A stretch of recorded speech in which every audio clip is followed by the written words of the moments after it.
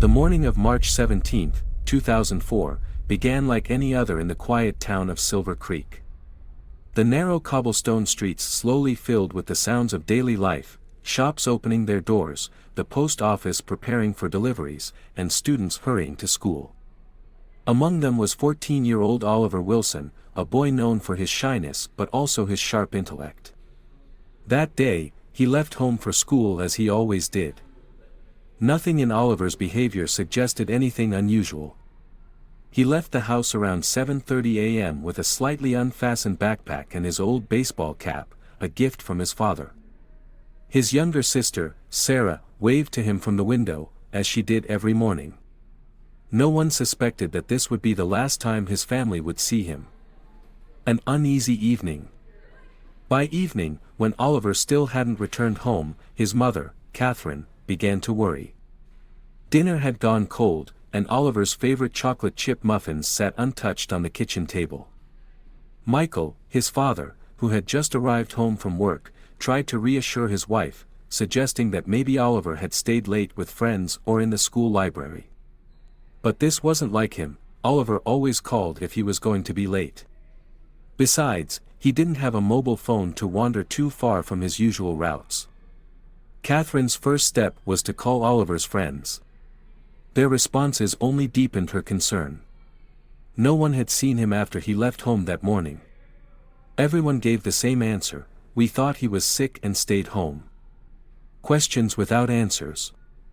By midnight, after searching the nearby streets without success, Michael called the police. The voice on the other end of the line was calm but measured. They promised to send a patrol to investigate. Although they hinted that most cases of missing teenagers ended well, kids often wandered off with friends or got delayed while exploring outside town. When the patrol arrived at the Wilsons' home, Detective David Harper listened attentively to the worried parents. His black leather folder quickly filled with notes, Oliver's physical description, the clothes he was wearing, his habits, his usual routes, and any possible conflicts. Harper, an experienced detective, already suspected that this case might be more complicated than it seemed. "He never goes anywhere without telling you?" Harper asked, looking intently at Catherine. "Never," she replied, her hands trembling. "That's not like him. He always comes back on time, always calls." Harper jotted down her words, emphasizing that this was a disciplined child with regular habits. A suspicious detail. The next morning, March 18, organized searches began. Volunteers, police officers, and family members joined forces to comb through every corner of the town, dividing it into zones. The first area they focused on was Oliver's usual route to school. In a quiet, less traveled part of the road, they found something strange, a torn strap from a backpack. It looked fresh, with clear signs of being ripped, as if someone had grabbed the backpack forcefully. Not far from there, faint tire tracks were visible on the asphalt. The Wilsons confirmed that such tracks were unusual. This road was rarely used for parking. Harper called in forensic experts to analyze the evidence. "A car," Harper murmured, scanning the desolate area. "Someone might have stopped here, and something happened." Missing pieces. When neighbors were interviewed, an elderly woman, Mrs. Graham, mentioned seeing a white car near the Wilsons' house that morning. She recalled noticing it around 7:40 a.m. The car was parked across the street, and the driver seemed suspicious. He didn't get out but was carefully watching the surroundings. "What kind of car was it?" Harper asked. "A white sedan, maybe an old Ford or something similar." "I'm not sure, but I do remember one detail: it had a dent on the right door." This information became the first serious lead, but the clues remained fragmented. Who was driving that car?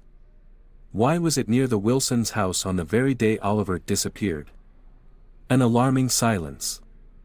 That night, news of Oliver's disappearance spread throughout the town. At the local school, his classmates distributed flyers with the boy's photo, short blonde hair, big brown eyes, and a slightly pensive expression. The words "missing" sent chills through everyone who saw the poster. However, among all those who saw the flyers, there was one person who didn't feel fear but panic, someone who knew exactly where Oliver was. Detective Harper could sense it. Oliver's disappearance wasn't an accident, and every passing hour could be critical. As the town fell asleep, waiting for news, Harper stared out of his office window at the empty street. His experience told him that this was more than just a missing teenager. There was something dark behind this story, and the clock was ticking. The morning of March 18, the day after Oliver's disappearance, brought a heavy tension to Silver Creek. The usually quiet town buzzed with the sound of volunteer search parties, police vehicles, and hushed conversations between neighbors. Flyers with Oliver's photo were being stapled to telephone poles and taped to shop windows. His face was everywhere, and with each passing hour, the realization grew: this was no ordinary disappearance. Detective David Harper, now fully immersed in the case, had gathered his team for a debriefing at the local police station. The evidence so far was thin but troubling: a torn backpack strap, faint tire tracks on a secluded road, and the testimony of Mrs. Graham about the mysterious white car. Harper knew these fragmented clues might hold the key to solving the case, but they needed to be connected. The witness. Harper decided to re-interview Mrs. Graham. The elderly woman, though nervous, was eager to help. Over tea in her modest, tidy home, she recounted what she had seen again, this time in more detail. It was around 7:40 a.m., she began, stirring her tea slowly. I was opening the curtains in the front room when I noticed the car. It was just sitting there, across the street. I didn't think much of it at first, but then I saw the driver. What did the driver look like? Harper asked, his notepad ready. Mrs. Graham hesitated. I think he was a man. Mid-30s, maybe older. He was wearing a baseball cap, so I couldn't see his face clearly. But there was something about the way he was sitting there, just watching, that gave me the chills. Did you see him interact with anyone? Did you see Oliver? She shook her head slowly. No. But when I turned back to look again a few minutes later, the car was gone. This detail about the driver wearing a baseball cap seemed minor, but Harper underlined it in his notes. A description, however vague, was better than none. He also made a mental note to request footage from any nearby surveillance cameras, though he knew the area had few, if any.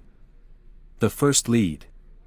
The tire tracks found on the quiet stretch of road were sent to the state crime lab for analysis. Harper had instructed the forensic team to prioritize this evidence, knowing time was against them. By midday, preliminary results came back. The tracks were consistent with a sedan, likely a Ford Taurus or a similar model, manufactured in the late 1990s or early 2000s. This matched Mrs. Graham's description of the white car. Harper immediately issued a request to locate any vehicles in the region matching these specifications, focusing on those with visible damage to the right door. It was a long shot, but it was a start. A new clue. As the search parties expanded their efforts, a group of volunteers combing the wooded area near Oliver's usual route to school made a discovery. Among the underbrush, about 50 yards off the main path, they found an old, weathered notebook. The cover was torn, and it was soaked from the morning dew, but inside were pages of scribbled notes and sketches. One of the volunteers, a teacher from Oliver's school, immediately recognized the handwriting. It was Oliver's. The notebook was carefully bagged and sent to the station. Harper pored over it that afternoon.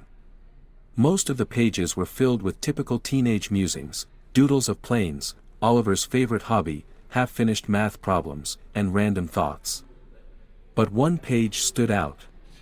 It contained a hastily written sentence, repeated over and over. He's watching me. I don't feel safe. Harper stared at the words, his jaw tightening. This was no longer just a case of a missing boy, it was clear that Oliver had felt threatened by someone. But who? And why hadn't he told anyone? A shadow of suspicion. As Harper reviewed the evidence, his mind returned to the torn strap from Oliver's backpack. It suggested a struggle, but was it with someone he knew or a complete stranger? Harper's instincts told him that the answer might lie closer to home. The detective decided to visit the Wilsons again, this time with more pointed questions. Catherine and Michael sat tensely in their living room, their faces etched with exhaustion and worry. "Can you think of anyone," Harper asked carefully, "who might have had a conflict with Oliver? Someone who made him uncomfortable or who might have seemed too interested in him?" Catherine's eyes widened in surprise. "No, of course not. Oliver was a good kid. Everyone liked him." Michael, however, hesitated. "There is someone," he said slowly. "My brother, Louis." Catherine shot him a sharp look. "Michael, you can't seriously think." "I don't want to think it," he interrupted, his voice tight, "but we can't ignore it. Louis has always been odd. He spends too much time with the kids, even though he's a grown man. And Oliver mentioned once that Louis wanted to take him fishing a few weeks ago, but he said no because it made him uncomfortable." Harper's ears perked up. Why did it make him uncomfortable? Michael shook his head. "He didn't say. Just that he didn't want to go." This revelation added a new layer of complexity. Louis Carroll, Michael's younger brother, had no prior criminal record but had been known for his eccentric behavior. Harper made a note to follow up on him, but he needed more concrete evidence before bringing him in for questioning. A growing mystery. By the end of the day, the case had taken a darker turn. Harper now had a potential suspect, a vehicle to track, and a chilling message from Oliver himself. But there were still too many unanswered questions. Who was the man in the white car? Was Louis Carroll involved, or was he just a convenient scapegoat? And most importantly, where was Oliver? As night fell over Silver Creek, the search continued. Harper sat in his office, staring at the map of the town spread across his desk. He traced the path from the Wilsons' house to the road where the strap was found, to the woods where the notebook had been discovered. Somewhere along that route, Oliver had vanished. Harper could feel the weight of time pressing down on him. Every second that passed reduced the chances of finding the boy alive. He leaned back in his chair, his mind racing. Oliver's words echoed in his head, "He's watching me. I don't feel safe." Someone had been following the boy, lurking in the shadows of this quiet town. And Harper was determined to find them before it was too late. The morning of March 19th marked a new turn in the investigation. Over the past 24 hours, the tension in Silver Creek had only grown. The town streets were covered with posters of Oliver's photo, while volunteers continued to search the forests and abandoned buildings. The Wilson household was filled with an uneasy silence, broken only by phone calls from the police and concerned friends. Detective David Harper, having gathered all the evidence so far, focused on a new suspect, Louis Carroll, Oliver's uncle. A troubling visit. Harper decided to personally visit Louis. His house was on the outskirts of town, surrounded by an overgrown yard and a sagging fence. The door was opened by Louis himself, a middle-aged man with a sullen expression, dressed in a wrinkled shirt and old jeans. Harper immediately noticed his nervousness. Louis's fingers drummed against the doorframe, and he avoided eye contact. "Louis Carroll?" Harper asked, showing his badge. "Yes, that's me," the man replied, stammering slightly. "Has something happened? I'd like to ask you a few questions about your nephew, Oliver Wilson." Louis's face turned pale. He stepped back and invited the detective inside. The interior of the house was as untidy as the exterior, dusty shelves, old newspapers, and scattered belongings everywhere. However, Harper was more interested in the man's behavior. Louis kept fidgeting with objects on the table, clearly trying to conceal something. "Have you seen Oliver in the past few days?" Harper asked, observing him closely. "No, I haven't," Louis replied quickly, rubbing his hands. "The last time was, I think, a couple of weeks ago." We talked about going fishing, but he refused. Why do you think he refused? I don't know, Lewis shrugged. Maybe he was busy. You know how kids are. But Harper couldn't shake the feeling that Lewis was hiding something. On one of the tables, he noticed an old photograph of Lewis and Oliver standing by a lakeshore. Harper paid close attention to Lewis's expression in the photo. He was staring at the boy with an intensity that was almost obsessive. Is this yours? Harper asked, pointing to the photo. Lewis hesitated before replying. Yes, just an old picture. Nothing special. Harper made a mental note of this detail but didn't have enough evidence to proceed with an arrest.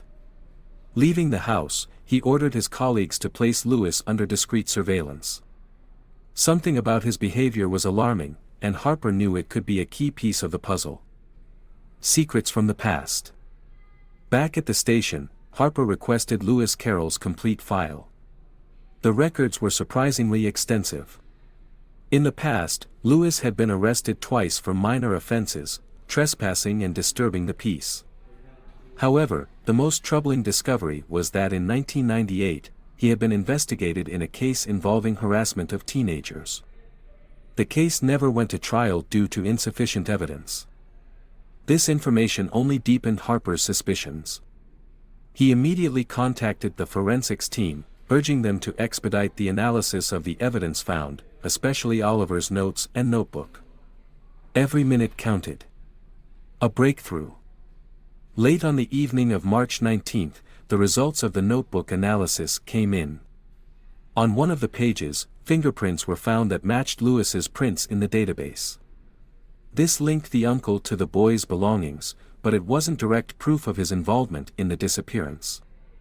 Meanwhile, a group of volunteers searching the forest stumbled upon an old shed hidden among the trees.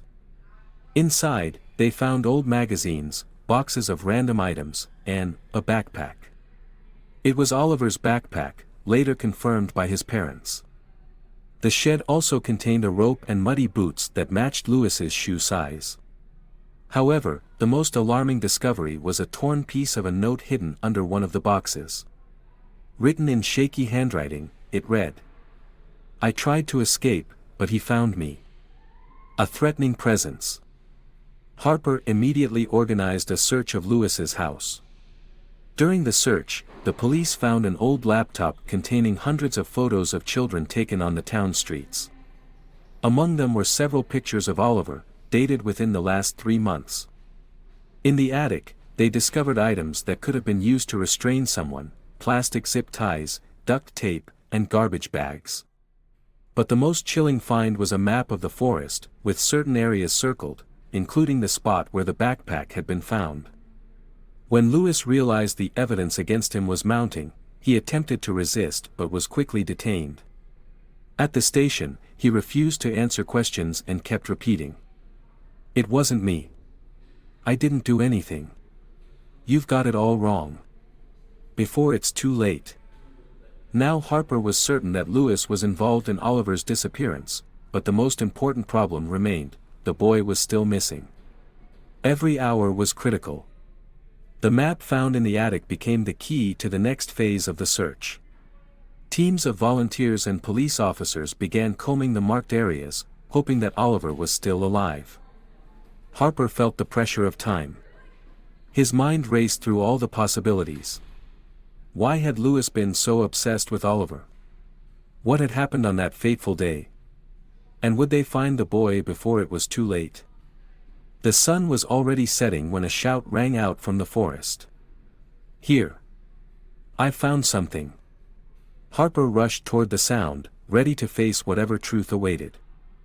The shout of one of the searchers, echoing through the forest at dusk, made everyone hold their breath. Harper ran toward the source of the sound, his heart pounding faster with every step. He knew this could be a key moment in the investigation, but he wasn't prepared for what they might find. The discovery. At the center of a small clearing, surrounded by dense trees, the searchers stood around a hole partially covered with dry branches and leaves. One of the volunteers was holding a piece of fabric. It was a shirt. The parents confirmed it belonged to Oliver. Next to the hole were pieces of old rope and duct tape. On a nearby tree, there were deep scratches, as if someone had tried to leave a mark. The site seemed to have been used recently. The ground around the hole was disturbed, and some branches showed signs of dirt and broken twigs.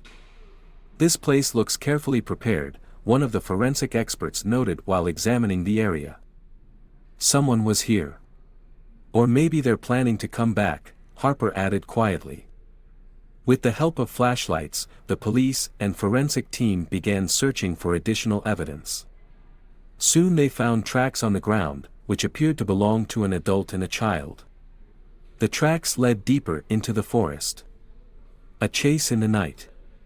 Harper decided to act immediately. He ordered the searchers to split into groups and follow the tracks.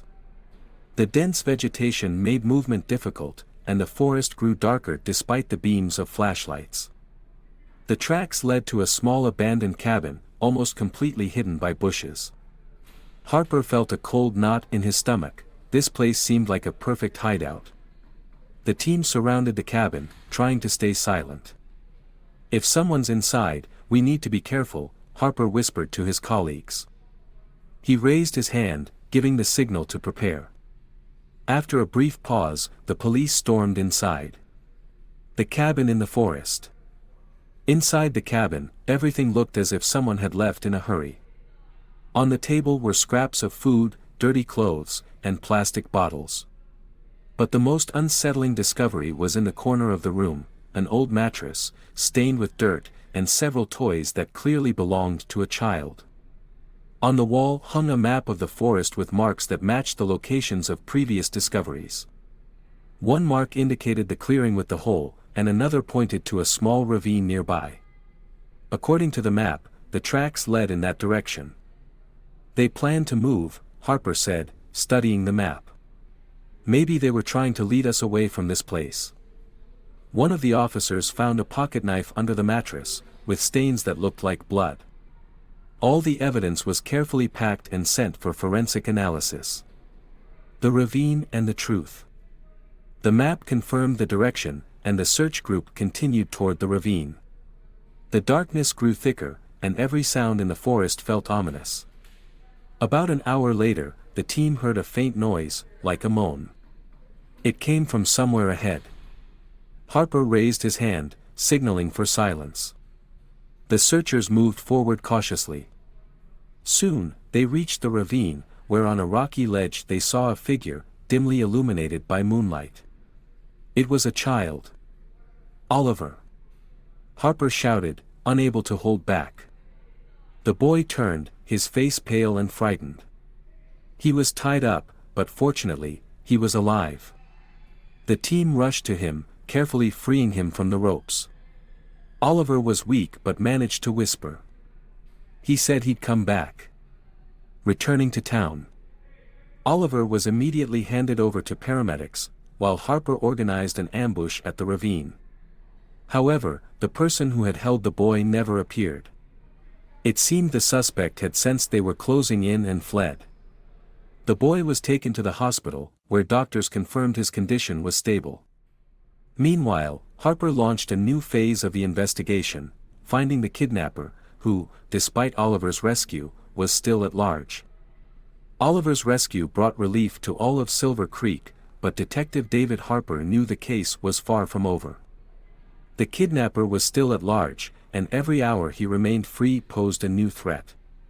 Oliver provided key testimony, but his account was even more terrifying than anyone had anticipated. Oliver's words.